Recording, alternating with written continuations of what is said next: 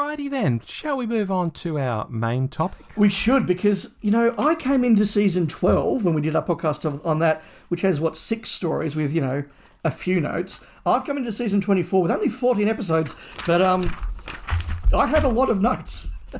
Good Lord.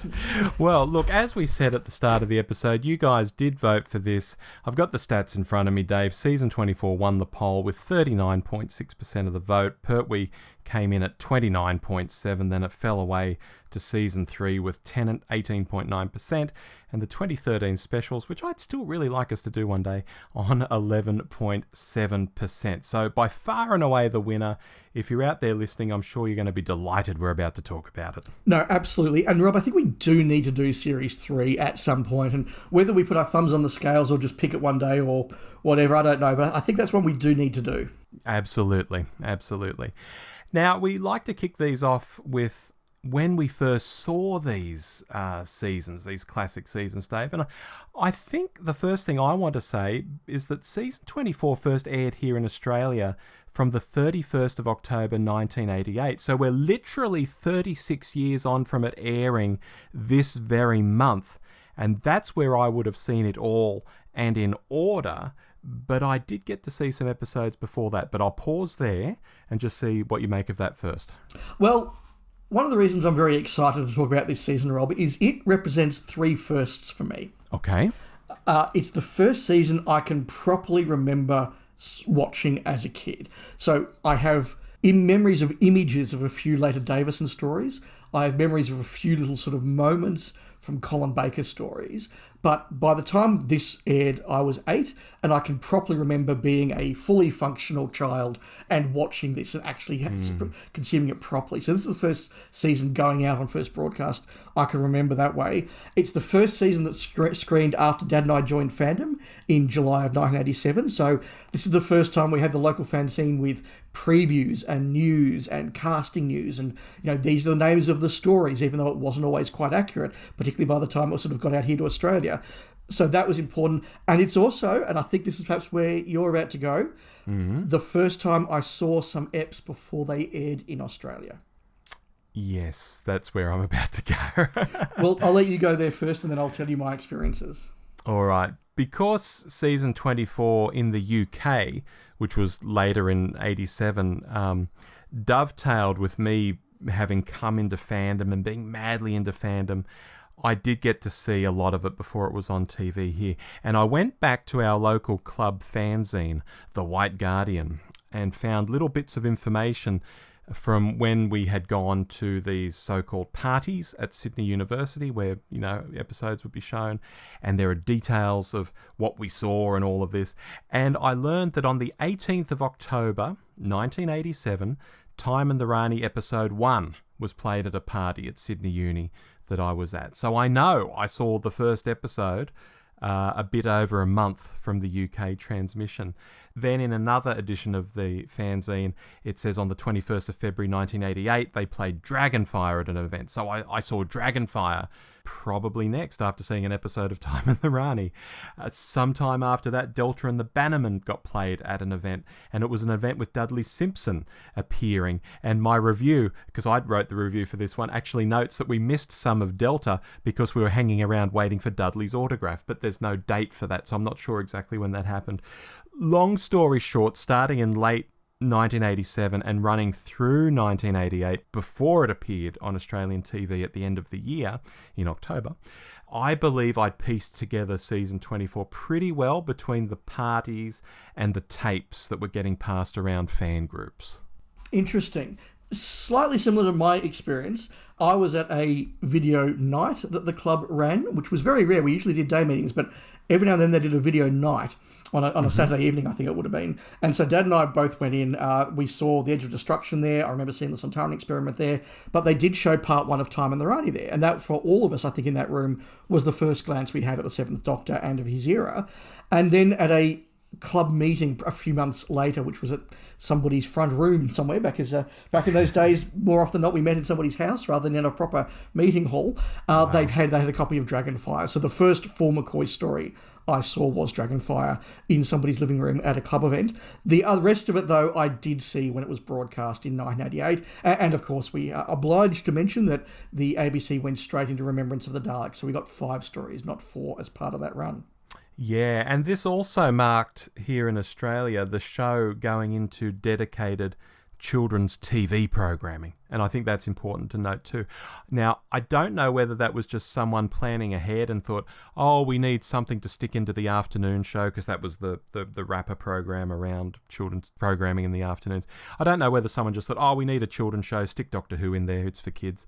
Or whether someone had actually watched season 24 in advance and thought, okay, this is kind of extra childish to what Doctor Who has been. We can't lead into the news with this, but we can stick it in afternoon programming, for kids.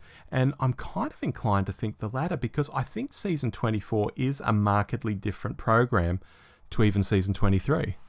Yeah, I actually had a very, very similar note here, because it was a very big deal for Australian fans, because for 15 years or more. And indeed, if you listen to our Gin and TARDIS on the Gunfighters, even going back to season 3, not consistently, but as early as season 3, Doctor Who was shown here in that 6 to 7 block, which was the lead into the main ABC 7pm news bulletin.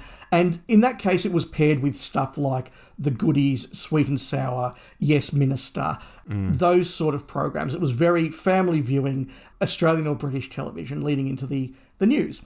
And yes, then it was put into the 5:30 slot, where it was paired with young adult TV shows. So The Ghosts of Motley Hall, Kids of Degrassi Junior High, or and the various Degrassi stuff. You can't do that on television. Those sort of shows. So it was a very different block of television programming, and it did mean that I've got friends in fandom. People like Richard and Mark will talk about the fact that they were now out of school and working, and suddenly being home for Doctor Who at 5:30 was actually a bit harder to do. And so It was very easy to go, I didn't like the first couple, I have to set a recorder for them, maybe I won't bother this time. But certainly when you take the reaction of fandom to season 24 and the change in time slot, a lot of us did add 2 and 2, and whether we got 4 or got 4.5, I don't know. But certainly there did seem to be a sense of fandom didn't like this series very much, and we'll talk about that as we go through it. The initial reaction was not good from fans down here, with a couple of exceptions, and it was put in the kids slot, so this is all part of the same chicken and egg thing. Yeah, it's interesting times. Some initial thoughts before we get into the episodes, Dave. I, this time around, watched the extended versions of each story, and somewhat embarrassingly, I couldn't tell what was extended and what wasn't on the whole. with the exception of Dragonfire, as sometimes there's a blurring on the screen, and I think what it's blurring out is numbers, like an on-screen runtime from a rough edit of the story that they've managed to get their hands on and pull the extra clips from, and they've just blurred out the numbers on the screen. But aside from that visual cue, I didn't really have any idea when I was seeing new, so to speak, footage or not, which is somewhat embarrassing. But putting that aside, I had a better time than I thought I would have. You go into this thinking, you go into season 24 thinking, there's the non-Cartmel story, then there are 3 Cartmel stories, and that sort of sits in your head and colours things from the start. But I really tried to give this as fresh eyes as possible this time around. Yeah, likewise. I did watch some of it. I think I remember talking about this as a short topic a few years ago when the set came out.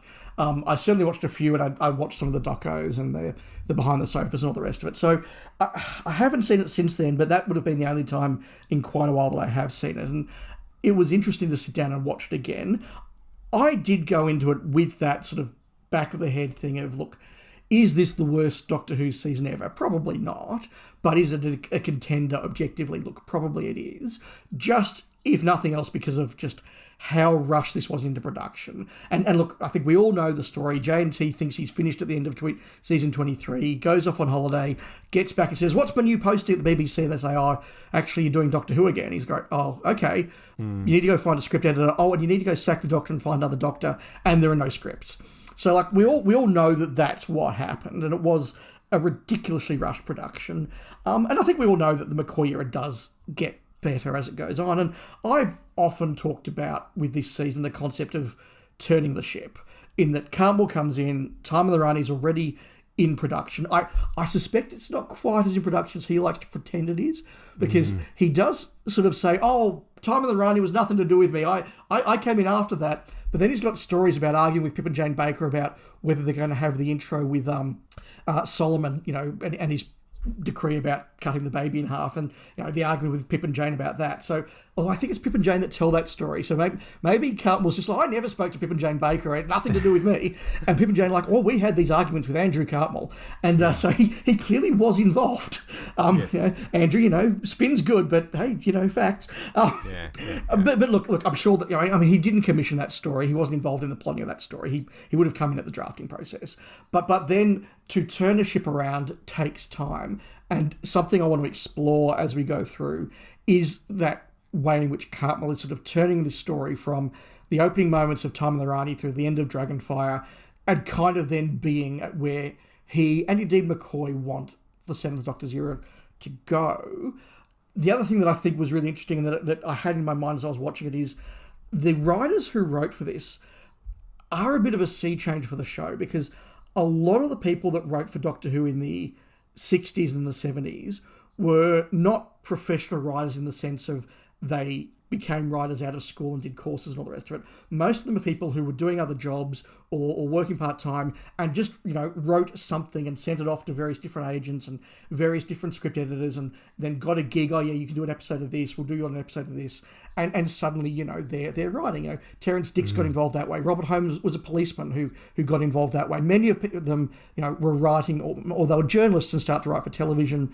Whereas in this era, we've got a lot of younger writers that Cartmel has gone and found who are much more I want to be a writer, and out of school I'm going to writer's school, and I'm going to do a BBC course, and I'm going to come up through a BBC program, and I'm going to go and work in this unit. And they are professionals in a much different sense to the way that former writers were, and with a very sort of young 80s vibe about them. I mean, you can feel in this group of writers, these are people that grew up watching not the 9 o'clock news and the young ones and that sort of, alternate comedy sort of scene.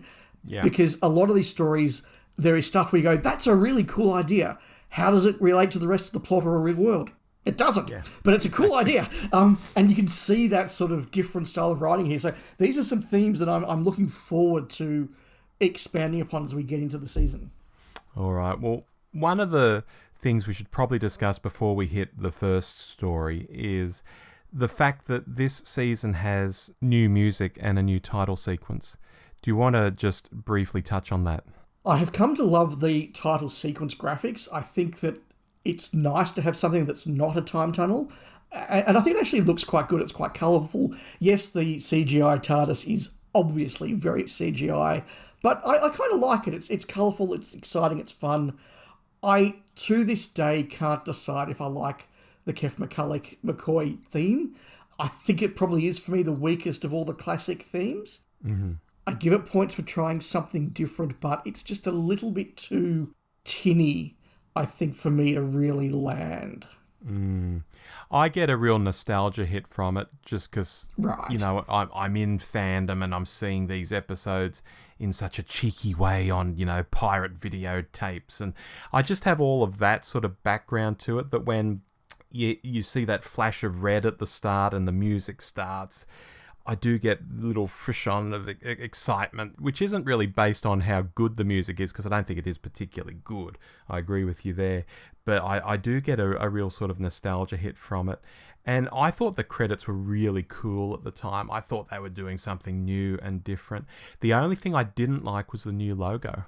Yeah, I don't think the new logo's really stood the test of time. No, I didn't like it at the time. It never grew on me, and I look at it now and I'm still not into it. Look, I agree, but this is a TV show that's 23 years old, doing its 24th year.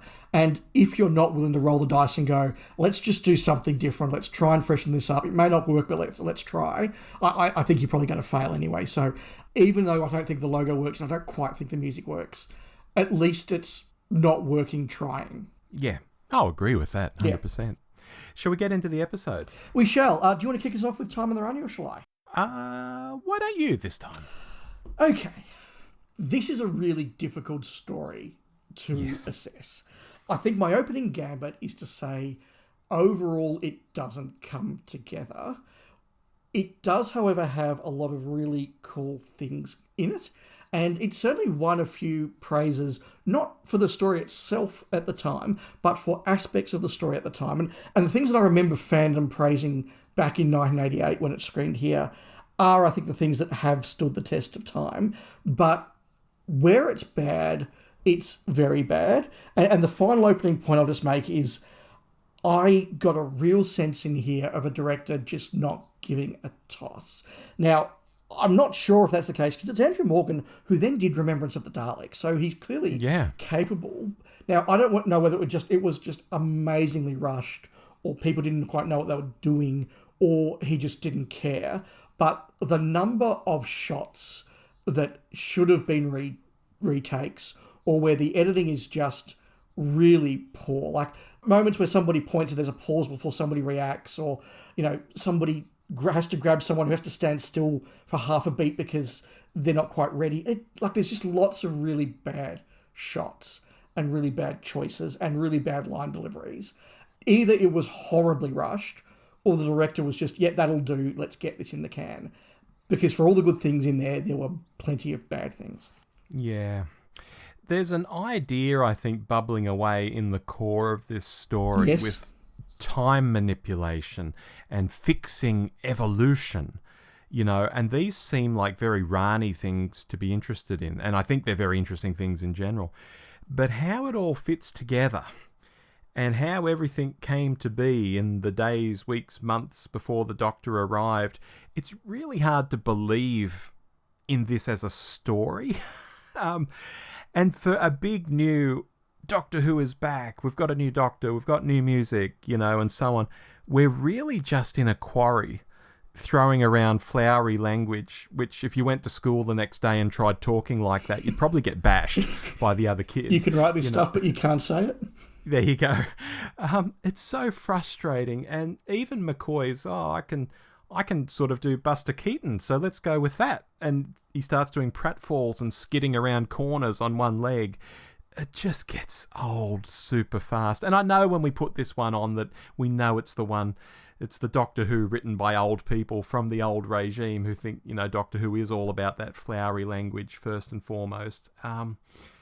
Sadly, all of that just remained true, no matter how much of a fresh eyes I tried to give it.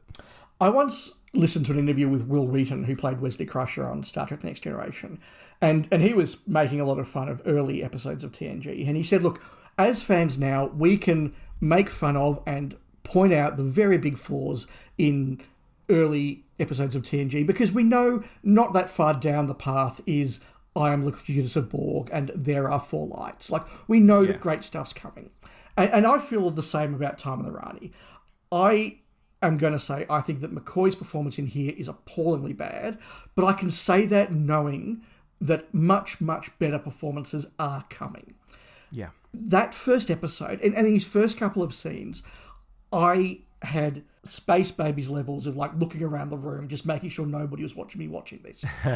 Because I just thought, this is terrible. And McCoy clearly doesn't know what he's meant to do. He hasn't had time to properly find his character. Nobody's really probably helped him find his character. Andrew Morgan probably isn't involved in that. Jane T's just trying to get the show put together. Andrew Cartman's trying to work out, where his key for his desk is. And McCoy's just I don't know what I'm doing. And it clearly shows. And he's just pratfalling. He's big. He's grandiose. I get that there's this sort of Pip and Jane are trying to write him as the last vestiges of Colin's Doctor sort of going. But it just comes along as him just being a fool, basically. There are some moments of McCoy in this, but overall, it is, by some measure, the weakest performance he gives as the Doctor. And that's unfortunate given it is his first impression. Yeah. Something I do think they get right, though, with Sylvester is the costume. I think they get it really right, particularly in terms of the silhouette. And I'm very big into this idea of characters needing the right silhouette. And I particularly think of Indiana Jones when I think of this. You know, when you see the hat, you see that short jacket in silhouette, Indiana Jones works. And I think Sylvester here works. I think they've put the right type of clothes on him, aside from putting that damn jumper on him that they gave him that looks silly. The actual look of the costume, the way it sits on him, it feels very right to me. And I was just looking, there's even one scene where he is actually in silhouette. I think it's where he goes into the Tetrap cave or something, and you do see him in silhouette. And with the hat and the short jacket, the baggy pants, it's like, yes, that looks like a character to me. That's just not someone standing there wearing clothes. That's a character. That works. You know, so I think the costume designer should get a bit of a shout out here.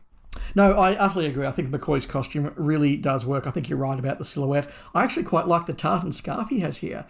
Yeah, which he loses straight away. Yeah, I get that it's probably a bit too knowing, like, oh, he's a Scottish actor, he's got a tartan scarf. I get that, but I think it looks quite good. I've got to admit, although as fans we're trained to say we hate the question mark pullover, I didn't notice it here. Is it because half of it's tucked in? Well, yeah, I don't know whether it is because it's tucked in and the jacket's over, but I wasn't sitting there going, oh, look at that jumper, it's terrible. It didn't sort of jump out at me. So, look, I agree that's a really good choice. And in fact, I was going to say a lot of the production work is actually really good on this.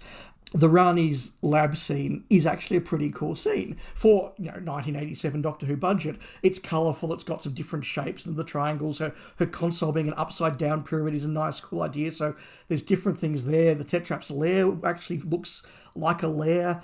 And the things that I remember fandom praising at the time, and that did really well in some polls about best special effects and best ideas, were the Tetraps and the bubble traps. Because, look, okay, the Tetraps now look like a very cheap piece of early animatronics. But having come off the back of the Colin Baker era, they looked pretty cool. And there was actually a new monster, which was a rarity in 80s Doctor Who, having a good, cool new monster. It's got the 4 eyes sort of concept, and the way that it, the point of view shots where, the 4 different eyes go and focus on one was really good. So I like the Tetraps. They're a good concept. The bubble traps look really cool. Yeah. And that was, again, a moment I remember fans going, oh, we haven't seen that before. That's really cool. So those were things that definitely did stand in the production. Unfortunately, the location footage is just a quarry.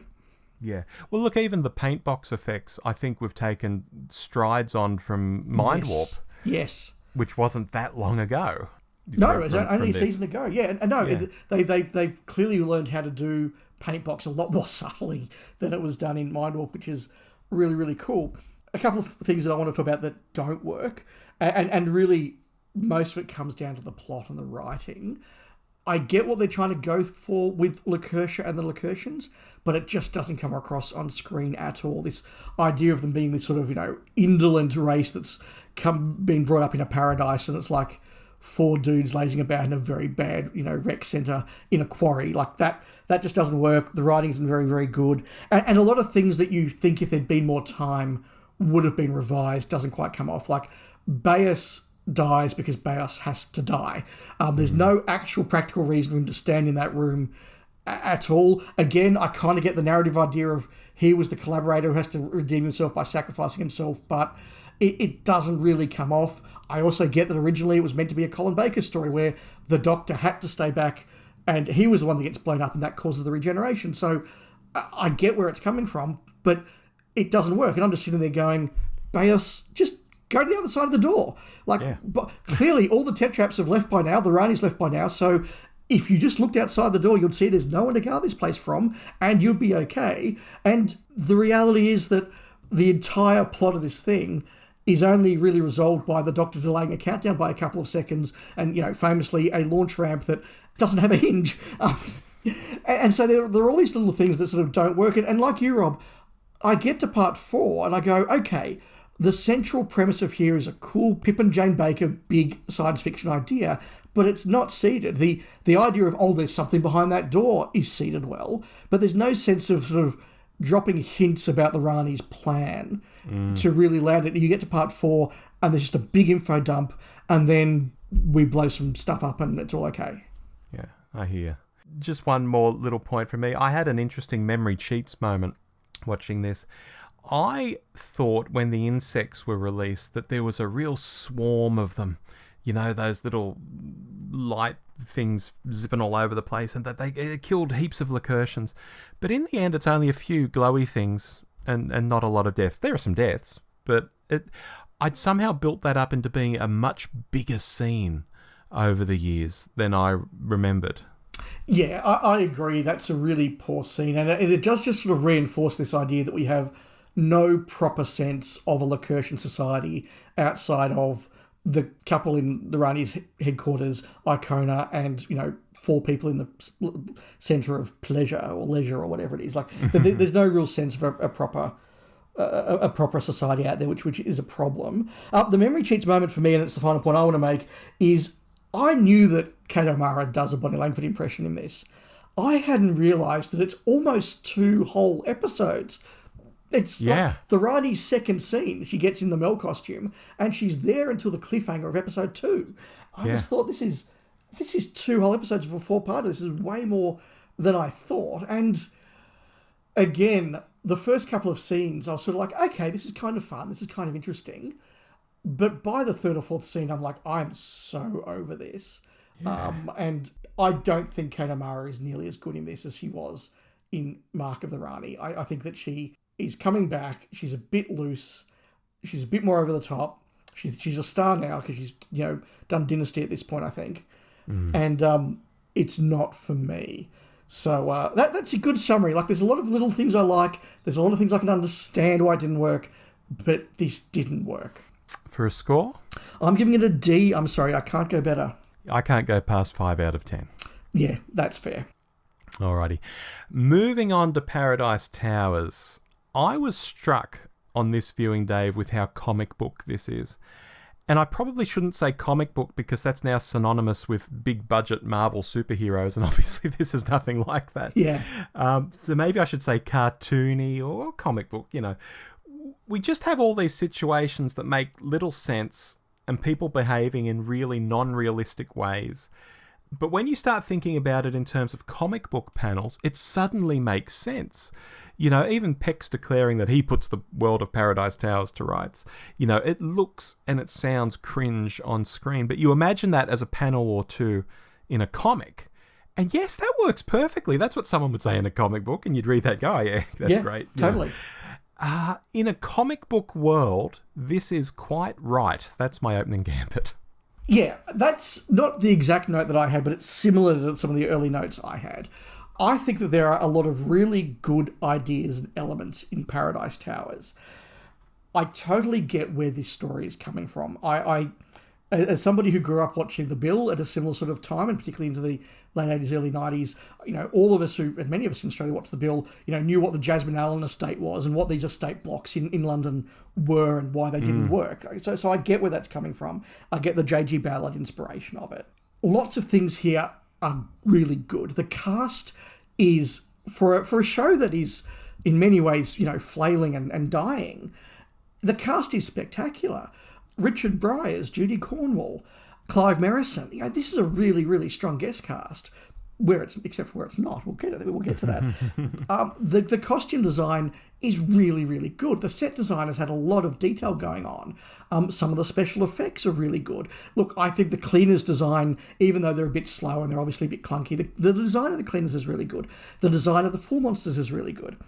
There's a lot of really clever stuff going on here. There's a lot of interesting ideas about the corruption of language, corruption of names, the use of the corporate catchphrase "build high for happiness" becoming just a retort.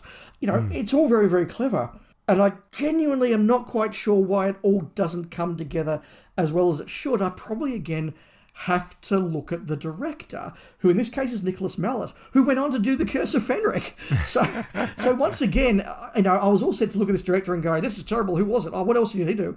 Okay, well, he's not incapable, because Curse of Fenric is brilliant. But once again, there are some directorial choices that don't work. There are a number of lines, particularly from some of the very new actresses, a couple of whom they say on the doco, and as an aside, Rob, this was the one story where I got to the end of it and go, I need to know what happened here. I'm going to watch the doco. Oh, really? All the other ones I was like, I need to push on and finish watching the actual series. This was one I've gone, no, I'm going to start up next round, watch the doco, because I want to really understand a bit more about what happened here.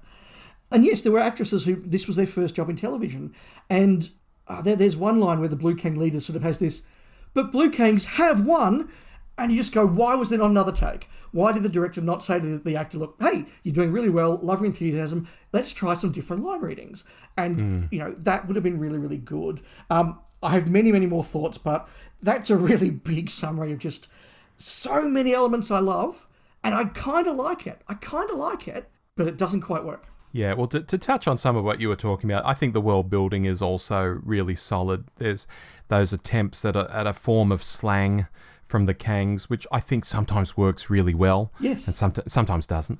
The idea that people have gone off to fight in a war and no one knows who even won the war, that's interesting, but again, it's still sort of cartoonish, because you start asking yourself, okay, well, where does anyone get their food from now? Yes. They can't all be cannibals like Tilda and Tabby. Why do the Kangs not know what boys are? Were no boy children left behind? How old is Peck supposed to be? Do none of the Kangs realise he is a boy? Is no one having sexual urges at all? I mean, how do they have curiosity and the ability to use the telecommunication system to do all their forward scouting and all of that, but not the curiosity to know what's in a drink machine? You start poking holes in it and it falls apart. But watching it as a more heightened, this is a comic book come to life, again, it's not actually terrible. I have very, very similar thoughts to you. And this comes back to some of the stuff I foreshadowed at the start of our conversation. I can see what the writers are trying to do, and I can see that sense of, you know what, we've got these set pieces, we've got these ideas.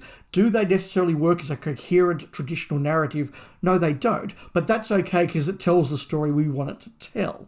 And I get that it works on that sort of level, because I had very similar notes about all the background. Also, the caretakers. What age were they when they were shipped across here? Because I think the intent of the writer, according to the doco, was that they were all sort of sent across in their 40s and they're now in their 50s. And so they're just these old sort of, couldn't fight in the war has-beens, and that doesn't come across. No. And again, part of it's a budgetary thing, right? You can't have 100 different extras on set in a Doctor Who story to make it feel like there's a real society going on here. You've got 12. So, the Resis are 5 people. The Kangs are 12 people. The caretakers are 3 people. So, I get that's a budgetary limitation, but it does mean that it doesn't all quite work. And if you're doing this today, you would have those scenes of bigger extras. You'd have the sort of the quirky, this is how we get our food scene, when it's some sort of weird food dispenser or something. You'd get all that. But that's not what they're doing here now. But I will say it does land as a thematic story about a broken, dysfunctional society that has to learn to work together to defeat a common enemy, and at the end has become a better society for it via the influence of the Doctor. I think that narrative is a good one. It does work, it is seated correctly, and it does land. So even if the traditional narrative that we are looking for there doesn't work, the point of it does work, and that's where you can feel the cart more turning the ship thing. It's certainly not fully turned at this stage, but you can start to get the sense of what he wants to do with the show, and there are a few of those darker moments that the MCCOY will become known for. Just the lightest of dark, but you can start to see that. Yeah, I actually have a note about that, because I think the Doctor is pretty much in character here, particularly after the last story. And I know there's this received fan wisdom that, MCCOY goes dark in season 25, and then he's darker again in season 26. But even here, and this might be what you're referring to, we have Pex declaring that he's going to go on the mission to get Cro-Agnon, and MCCOY is all dark and like, so be it, and he's not comedic at all, and you sort of know that he knows that Pex is going to die, and he's just, so be it, That's all happening with MCCOY here, and I never really see people acknowledge that darker aspect of his character is actually here in the second story of season 24. Yeah, I think you're right. I think that having struggled to know what to do in Time of the Rani, he's now got a better sense of what he's trying to do, and he's trying to make it work within the script. That is a good moment. The stuff where he's watching the Kangs taunt Pex, he doesn't sit there and go, stop teasing him, that's wrong. He just looks at them and says, this is the society we need to fix. And it's a very sort of background doctor, and I think that does work. There's another scene that I think emulates a lot of what we've been talking about, and that's the scene where he uses the rule book to get away from the caretakers. And there's part of me going, this is such a wonderful, quirky doctor scene, I kind of like it. And there's also part of me going, the caretakers are unrealistically stupid. Yeah. And that detracts from the caretakers. So that scene to me sort of captures I get what they're trying to do, kind of works in the right mood, but it doesn't work as a proper piece of the drama. But again, works in a comic book. You put that in 3 or 4 panels in a comic book, and it makes perfect sense. Yeah, absolutely. Speaking of Pex, I actually really like Pex. I've come to like him more as I've got a little bit older, and I think when you're a kid and you see Pex as an older person, it doesn't quite work. Now that I'm old enough to look at Pex and go, wow, he's just a kid, it actually does quite work. I like that sense of a sort of a 19, 20-year-old bloke who actually doesn't really know what his place in the world is actually terrified inside, but wants to be big and brave and masculine and all the rest of it. I think that actually does work. I like his desire to be the brave one at the end and do it. I like the fact that he's just a terrified 19-year-old and he panics and messes the plan up, but then he's the one that sacrifices himself. I think that all works really well. I think the performance is good. I like Pex. I think Pex works. Pex lives. Question without notice. Richard Breyer's moustache grows after he becomes Cro-Agnon. Would it not have been better if he had the big bushy unkempt moustache originally, and then when he becomes Cro-Agnon and becomes evil, he gets the more streamlined Hitler moustache? Probably yes, but look, let's open the Cro-Agnon box. Okay. Cro-Agnon is terrible in both his forms. I spoke about the production values here, and mostly they are very, very good. But that box with 2 flashing lights on top going, hungry, my God, is that embarrassing. That is just bad. And even as a kid, I wasn't particularly excited to find out what that thing was because it just looked terrible. And as an adult, it looks really terrible. And again, Breyer's performance, he has good moments as the chief caretaker. I really like him in the cliffhanger of part 1, the kill him. Yeah, there's a really good sort of just banality of evil he's going for there sometimes. Then when he sort of tries to get all, Daddy doesn't want you to do this. You just go, oh, come on, no, don't do it that way. Yeah. And then when he plays Cro-Agnon, again, you watch the doco and he talks about this idea of this personality put into a body it's not used to and getting used to it. And I go, okay, that makes sense for the first scene. But by his second or third scene, he needs to be an in-control, scary villain. And just the, drunk stirring and slaggering around completely undermines the villain. And even the highlight, which should be, the sacrifice of Pex, is completely undermined by Richard Breyer just going, oh! And you just go, oh, come on. This should be the big sacrifice moment, a really serious, dramatic moment, and you're completely undercutting it. So, look, I think Cro-Agnon is a big fail that I just can't defend. I can't disagree with any of that, Dave, honestly. Yeah, and look, it all just comes back to, I think this would be saved by just a few extra takes and a bit more love from the director. Even the episode 1 cliffhanger, which I think is a nice little sort of interesting piece of scripting. They think he's the great architect. Who's the great architect? Oh, now they want to kill him. What's going on? Credits. Is really good, but in the middle of it, you literally have one of the caretakers doing the all hail the great architect, just playing it for laughs. Oh, and they put their hands in front of their mouth like they're doing the Hitler moustache impersonation. Yeah, what's that all about? Yeah, and again, that's just another thing. I can see where this is going. I actually quite like it. I'm going to say it's my second favourite of the season. I love the ideas. I love lots of the actors. I love the design. I love the premise. I think the story arc works. It's got cannibal old ladies, and that's really cool. So much in here I love, but so many little directorial choices just don't come together. What's your score? I'm giving it a B. Okay. I'm giving it a 6 out of 10, so better than Time in the Rani for sure. Better than Time in the Rani, not as big a step up as I'm giving it, though. No. Interesting. Shall I go into Delta and the Bannermen? Please. This was very interesting to watch. It's by far the one that I've watched the least over the years. And that's largely to do with the fact that when I was 8, I didn't like this story. I didn't hate this story. I was massively indifferent to this story. And watching it now, I don't know who this was written for in 1987. Because nobody born after about 1975 that should be watching Doctor Who in 1987 has nostalgia for the 50s. Nor do they have nostalgia for 1950s terrible English battle and holiday camps. And us in Australia certainly have no nostalgia for that. No kid in 1987 is worried about 1950s rock and roll or messages about love or anything like that. And as an 8-year-old, I just watched this and went, none of this interests me at all. As an adult, I have a very different view, not necessarily a better view, but a very different view. But I'll throw to you, Rob, and just say, how did you come into this one? Delta is, I think, Paradise Towers on steroids, because we're back in this heightened state where it makes no sense. People wouldn't act like this. We take massive leaps from scene to scene. But again, as a comic in a few panels, great. If I was reading this panel to panel, it would be a fun, compelling story.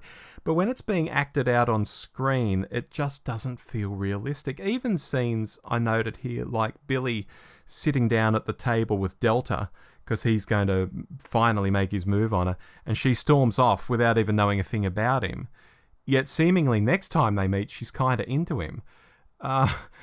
That works in a comic, but it works terribly as live action. It's like an amateur theatre group working through a first draft in places. But on the flip side, it's got all the location filming. It looks visually better than the previous story, even if no one is acting particularly normally. I think all of this is worth noting because it's new. You know, Doctor Who, as we've noted already, it's got its new script editor. He's putting a new stamp on things. He's got these new young writers. It feels different. And I think having something like this is 100 times better than what another series of Colin with Eric Saywood in charge would have been like, and so on. So the ship, as you refer to it, had to change direction at some point, and by this stage in season 24, I think you can feel Doctor Who is a totally different beast, and it is changing direction, the ship, that is. No, yeah. I think that's absolutely true. I had to look back at some of the local fanzines at the time, and my God, did local fandom hate this when it came out. It came rock bottom of the season poll that the local club did, and a lot of people had a lot of negative things to say about it. Watching it now, I actually kind of appreciate it a lot more. Looking at it back through a prism of, 36 years of nostalgia, I totally get what it's trying to do. I get the weird and wacky vibe. I get the whimsy of the location footage and the 50s music. I get the sort of attempted allegory between the bees and the Shimmerans. I kind of get the romantic subplot. I think I appreciate Ray being spurned more than I do Delta falling for Billy. And again, it goes from like, these are sort of like grown-ups doing grown-up things that's all a bit weird, and to me looking back and going, my God, Billy's a kid. Like, he's just a kid. And, it's sad that I'm old enough to just go, this guy's a kid. But and Ray looks even younger. And so I do appreciate it now, and I can let that wonderful, whimsical, quirky vibe of it wash over me and enjoy it in that sense. Yeah. Oh, look, Ray deserves a mention now that you've brought her up. I remember watching this as I would have been, 13, almost 13 at the time, and thinking she could be a companion, and then learning years later that really wasn't an accident. It really was the plan to some degree, that someone needed to replace Mel, and Ray could have been it. I think in comparison to Sophie, though, Sophie as an actress, Ace as a character, they made the right decision. But Ray is such a really sweet character in so many ways. She's just not A-tier. She's not solo companion material. It would have been wrong to have taken her on, but I quite like her as a character. Yeah, I've liked her more and more as I've got older and appreciated her, and I think that's very true. Look, Rob, for everything I liked about this, I like the tone, I like the vibe. There are a number of weird, quirky moments. Like the fact that there's a toll booth in space. Like, why? Who cares? We're just going to do it. I like the you are not the Glee singers from Swansea, but are actually a bunch of aliens from space on the run from other aliens. Also, that's a really funny, quirky scene. All the things I like in that. Rob, the plot makes no sense whatsoever. It's just weird. And I watch it, and again, as an adult, I can now go, I like the vibe, I like the tone, I can kind of smile at this wash over me, but I'm still sitting there going, who are the Shimmerans? Who are the Bannermen? Who is Gavrock? Why does he want to wipe out the Shimmerans? Why does he have to wipe out the last of them? Why are there only 6 of them? What's the Brood Planet? How does this work? And there's just so many aspects of it that just don't come together. I did go and read the novelisation. Sorry, no, that's a lie. I read the first and last chapters of the novelisation because I did have this very dim memory from 30 years ago of Malcolm Cole having some explanations in there, and they are in there. It sort of talks about how the Bannermen have polluted their own planet and it's now uninhabitable, so they need a new one, so they want the Shimmerans, which, okay, makes a sense of why they're just occupying it and taking it over. It doesn't quite explain the obsession with getting Delta, unless you really start to headcanon all the stuff about, well, she's like the queen bee, so if you let her get away, she can breed a whole new race of Shimmeran, and they're going to come back. And when she talks about the Brood Planet in the story, that is in the book, where they go to the Brood Planet, and it's like basically like a new beehive where Delta can just put pupas in all these cells or something. And then it has a bit where Billy flies all the Bannermen off to the Planet of Judgment or something, and everyone cheers because they've beaten the Bannermen. And so there's sort of it's incredibly twee, but at least I think in Cole's mind there was a story there, but it doesn't come across in the story. Gavrock sort of goes from wickedly callous to totally inept.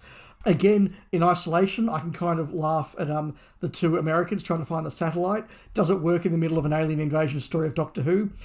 Probably not. But again, it's as you say, it probably works in the comic book, and it works as a, hey, we're just going to have these 2 bumbling American agents that's just going to be fun.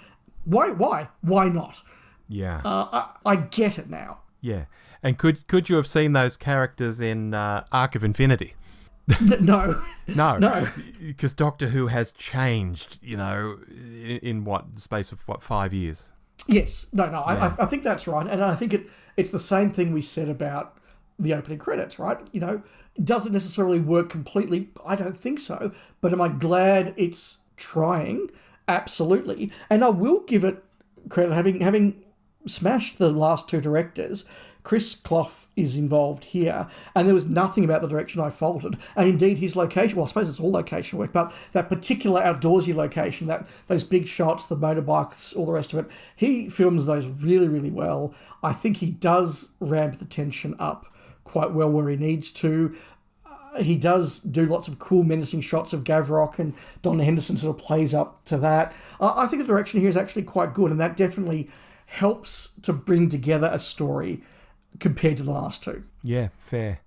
I want to mention briefly Garonway, because this was one of the first times I can recall in my fandom journey, if we can call it that, of coming across fan theories. And the fan theory here was that Garonway was a retired Time Lord, or even a retired Doctor. People would be like, look at that knowing look he gives at the end. And of course it was all bollocks. And I think it's the kind of thing that ruins watching new episodes of the show nowadays. A character raises an eyebrow and next thing they're Rassilon or something. Or Susan. Or Susan, yeah. But this was one of the first times I remember coming across this kind of phenomenon for myself. And it was a lot rarer in those days without the internet. Ideas just couldn't propagate as easily. But I do remember that being a very strong theory that was out there. Yeah, I remember that coming across that as well. I don't think it stands up. And I think it's actually, as you say, to the detriment of the show. I think it's going for this bunch of very different, weird characters, and just having this man who's just a retired beekeeper who is so chill that even in the face of an alien invasion, he's just like, I just want to care about my bees. I think that's a really neat concept. I think that he does have some lovely lines. His interactions with MCCOY are really good. MCCOY again gets a few really nice moments. I don't think his confrontation with Gavrock quite works. I think that MCCOY hasn't worked out how to play anger. I'm not sure he ever does work out how to play anger, just between you and me, Rob. No. But again, this is an example of the writers, particularly Cartmel, are starting to see, watching this, what the Seventh Doctor and what McCoy can do well. And so they go, okay, when we give him brooding and indifferent and quiet, he's fantastic. When we give him shouting and angry and righteous, he's not so good. So let's write more and more of the former and much less of the latter. And so they start to work into his performance as well. Now normally for a Doctor, you'd be there by the end of their first season. They've got 14 rushed episodes, so it takes further to turn that ship. Yeah, agree. Anything else before we give it a score, Dave? Look, one last thing, and again, it's symptomatic of all the stuff we've been talking about all episode. The bees thing, I get. I can see what they're trying to do, that the bees have got this whole thing going on, and it's kind of analogous to the Shimmerans and all the rest of that. But again, do I think it really quite lands on a narrative level? Probably not, but it's nice, it's whimsical, and that for me I think sums up the whole story. Does it quite work as a piece of narrative? No. As an adult, do I appreciate the whimsy and the fun and the ideas? Yeah, I kind of do. Yeah. And for me, I go back to the start. It's Paradise Towers on steroids, back into the heightened state. Agree with everything you said. For a score, I'd give this a 7 out of 10. So this is your best so far? It is so far. This is, for me, between Paradise Towers and Time of the Rani. So I'm giving it a C+. That feels harsh to me as I look at it, but I can't give it more than I gave Paradise Towers.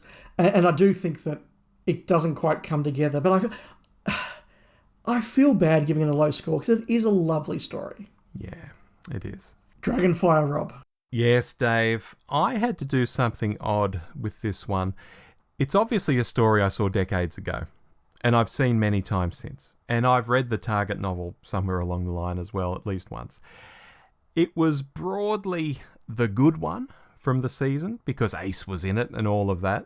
So it's hardly an unknown quantity to me. But this time around, the odd thing I had to do was, because I was trying to watch it with fresh eyes and understand it from scratch, I suddenly thought to myself, hang on, Kane was sent here as a prisoner with a jailer, the dragon, over 3,000 years ago, and he became essentially a supermarket manager. but a supermarket manager who has a private army. That's a very odd sort of situation. You know, I can see how if it was just a prison, you couldn't have people like Ace there at all. So it needs that conceit for someone like Ace to be there. But on the flip side, Kane is like this ice vampire prisoner, but is still day-to-day management enough that when a door ices up, he has to get told about it and fix it. It's very odd, isn't it, when you stop and think about it? In that way, I think, again, it's kind of Paradise Towers-esque. Here's a big idea that sounds really wild. I mean, we're even calling Ace Dorothy and having her carried off in a time storm like it's Wizard of Oz. So, yeah, there's all these big ideas here, but can you prod any of them and have it hold together? Does it hang together? There's my opening gambit. You're absolutely right, Rob. This certainly won the local fan poll when this was screened as being the best of the season, and that certainly has been my memory of it. I have so many comments on what you've just raised there. I think that this is a really good adventure. I think that the central ideas are really good. It absolutely is Cartmel-esque on steroids. That idea of, hey, let's not have this just at a space station or a colony planet. Let's have it in a space freezer center. Why? Who cares? That's just weird. It's just different. And I'm just going to go with it. And it would never have happened in any other era of Doctor Who, but I just think it is different. It kind of works. And unlike certainly Paradise Towers and definitely Time of the Rani, you do get some sense that this is a real functioning place with staff, with living quarters, with customers. There are actually extras bustling around. Kane has people sort of bustling around his headquarters. There are people in the cafe. There are shoppers. A couple of things don't quite work later on, but I think that sense of world building actually does work, and that weirdness does come across quite well as well, and for me lands. Really? Okay. Oh, that's good. It's good to hear. I certainly don't dislike this story. It's just that when I gave it those fresh eyes this time around, I just started to question things again and started to poke at things and just, again, why does Kane become a supermarket manager? That just kept coming into my head. It seems very strange. It's interesting to me. I've never really had a big problem with that. I've just thought, well, look, the guy's got to run an economy, so he's running an economy. He's got to run a colony effectively, so that's what he's doing. The thing that falls apart from me is the denouement, because Kane's been hanging around for 3,000 years. Now, he has to have been running around for 3,000 years because we need his planet's star to go supernova and wipe out his planet. So, that has to happen. It needs to be a long time frame. The problem is that the dragon is a couple of hours walk away from his headquarters and can be taken out with a couple of bazookoids. So, the fact it took him 3,000 years to find the dragon and get someone to take it out for him is just absolutely ludicrous. But it has to be 3,000 years because otherwise you can't have the denouement. So they're trying to do it. And look, this is one of those things, and this is something that Rich and I talk about on Spacefall, was this plot designed for two sad blokes in their 40s to go and look at really, really closely 36 years later? No, it's not. In the moment, I'm sure all the audience would have gone, oh, wow, that's an interesting twist. I like that. That works. And not sit there and go, so it took him 3,000 years to find the dragon he found in 2 hours today. They're not going to see it. So, I mean, that's a looking back fault. Yeah, there are still faults, though, that I remember having at the time, and they just come back to me again now. Nitro 9 being such a disappointment, for example. It's portrayed as really lethal, Dave, and we even have that line, it registers 9 on the Richter scale. And although that could be just amped up a bit for humour, when a couple of the cans of the stuff just make some sparks and knock away a door, but not even its door frame, it tends to make it look a bit weak and jokey in the wrong sort of way, and I remember even thinking that as a kid, they're not high explosives. I've just seen them work. They don't work as high explosives. You're not wrong. You would have been 5 years older than I was when I saw this. I was 8. And for me, it was just, hey, she's got explosives. That's cool. Right. Okay. I've made a note here too about killing all the shoppers who they've herd onto the Nosferatu and then blow it up. That's a very violent sort of thing to do. And it's a callback not dissimilar to what they do to the bus full of people in Delta and the Bannermen. Yeah, I had the note here about that exact scene, and indeed exactly talking it back to the bus in Delta. In both cases, I could see Cartmel and the team going for a big, dark moment. And they are both big, dark moments. But in both cases, I don't think they're quite confident enough yet to really have them land. And they really sort of try and pull the punch. In the case of Delta, you get sort of, oh, wow, they've wiped out all the Navarinos. And then we kind of just quietly forget about that and move on. Yeah. And in the case of the Nosferatu, there's that big moment. And Tony Selby plays it really, really well, that sense of just desperation and then just a lack of belief that this has happened. But then suddenly all the shoppers are back at the end. That's a really good point. Maybe they were on other levels? Maybe. Yeah, obviously it wasn't all the shoppers. It was just one spacecraft full. But again, if you're going to do this, Kane's just wiped out all the civilians. And then it's like, well, actually, no, all the shoppers are back. And, hey, shoppers, it's time for a new management at the end. They're doing I think what James here would call the pantomime walk-down ending. And I think it's Cartmel still trying to learn what he can get away with.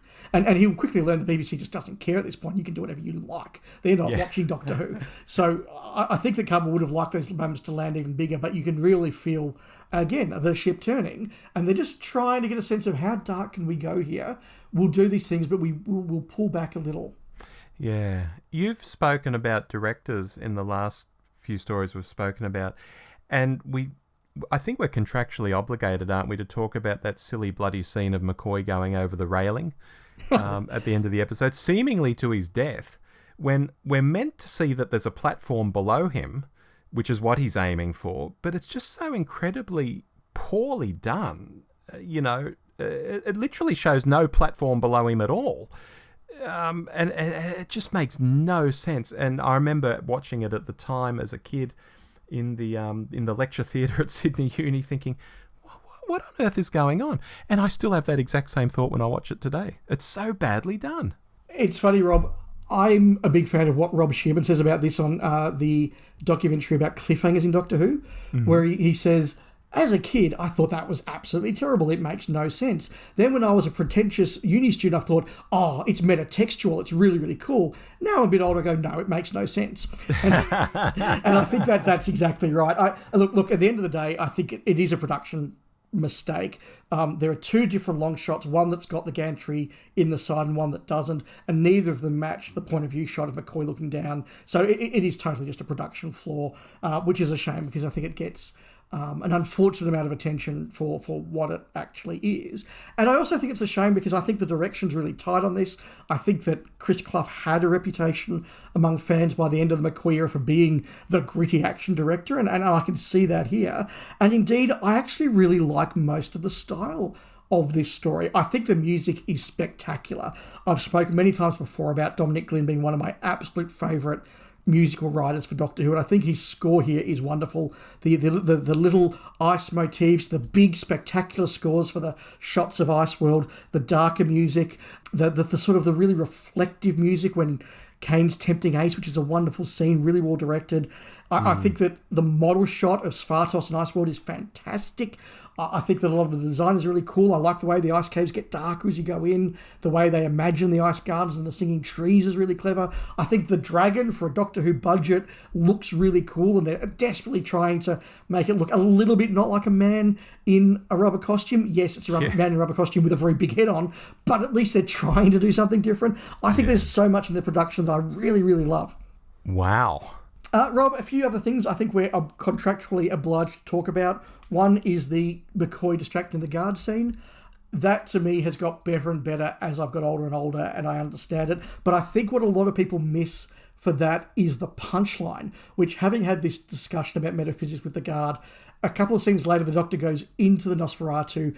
He's encountered Belaz, who says, "Why are you here?" That's a very powerful question. Why is everybody so interested in metaphysics? Yeah. To which Glitz replies, "Doctor, I think she's going to kill us." Ah, an existentialist. Yeah. That's the punchline. And it's a fantastic punchline, and I absolutely love it.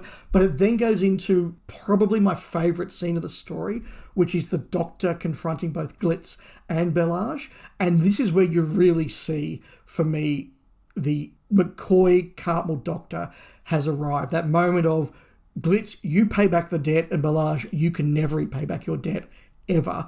That still gives me chills, and for me, that's the moment I go, the Seventh Doctor is here. So I really, really love that scene. I think Kane is the best villain of the season, and it's not even close. That's fair. The Melting Face won the Best Special Effect Award in the local fan poll, and I think it still holds up really well. And when you compare it to the melting faces in Indiana Jones, which would have been done with, a couple of $1 million, and this was done with, £20, it holds up really, really well. Sophie Aldred, any comments about her, Rob? Yeah, I mean, I mentioned at the start of this that this is the one where she comes in, and I think she's just really good from the start. She's just different and interesting, and we've had Mel. We haven't mentioned Mel screaming through all these stories, but Mel has been a screamer through all these stories, and it's just not something that Ace does, and instantly you have that difference, and you can see it on screen because they're on screen together. You can see the difference, and this more, I know it's cliche, but this more streetwise, younger type that seems less children's TV presenter and more realistic, even though she's not entirely realistic for what teenage girls were like back in 1987, 88. I like her. I like her, and she really grew on me a lot. Yeah, I was actually going to talk about Mel in the summary, but I'll do it now as you bring it up. I don't have a problem with Mel in this. I think Bonnie gives a mostly pretty good performance, but I think all of Bonnie's best work is away from the Doctor. When she's away from the Doctor and working with Delta, for example, in Delta and the Bannermen, I think she's really good. When she's paired with Peck, she's really good. And here, when she's paired with Sophie Aldred, she's really good. And I think that this just is something, and we talked about this a few years ago, Rob, about companions that start with one Doctor and transition to another. Mel is designed for Colin's Doctor.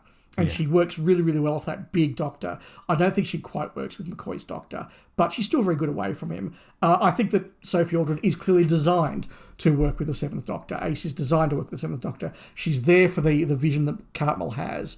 And I think this is a really strong opening performance. In fact, I think it's one of Sophie Aldred's best performance in the show.